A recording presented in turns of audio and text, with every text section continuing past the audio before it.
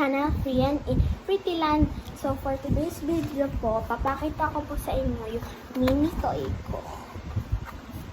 Ginawa ko lang po siya with yung mga gamit makikita ko. Ito po yung perfect shape na nakita ko. So, ganito po siya laruin.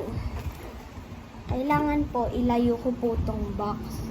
Tapos, ang gagawin ko lang po, is kailangan i-shoot ko. Pag hindi ko po siya ma-shoot, edi wala po akong points na mahalan nakukuha. So, ito po, ito po yung pamato. Cardboard lang po siya. Tapos ito, yung pang-huggies. Parang spoon lang.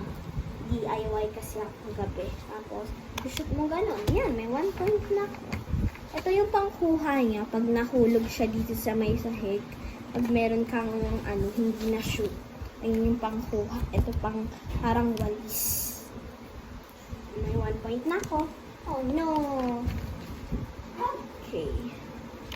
May 2 points na ako.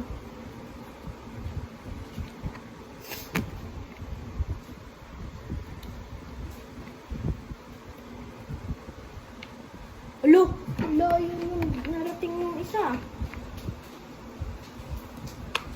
Wala pa rin. 2 points pa lang ako. Ay, mga 2 points lang meron ako. Okay, 3 points. 4 points. 5 points.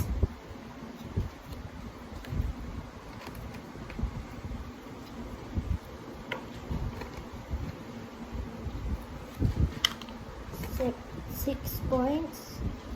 Oh, wait lang. Ilan na ba to?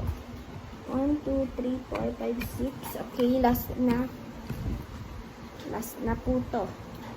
Ang 7 na po to pag na-shoot ko.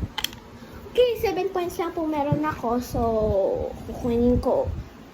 So, pag natatamad lang po kayo, huwag nyo na po to gamitin. Pero pag hindi, pag nyo po nyo gamitin. Ako kasi tamad gamitin.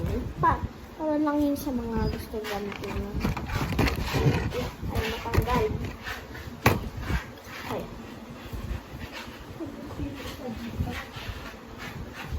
Okay.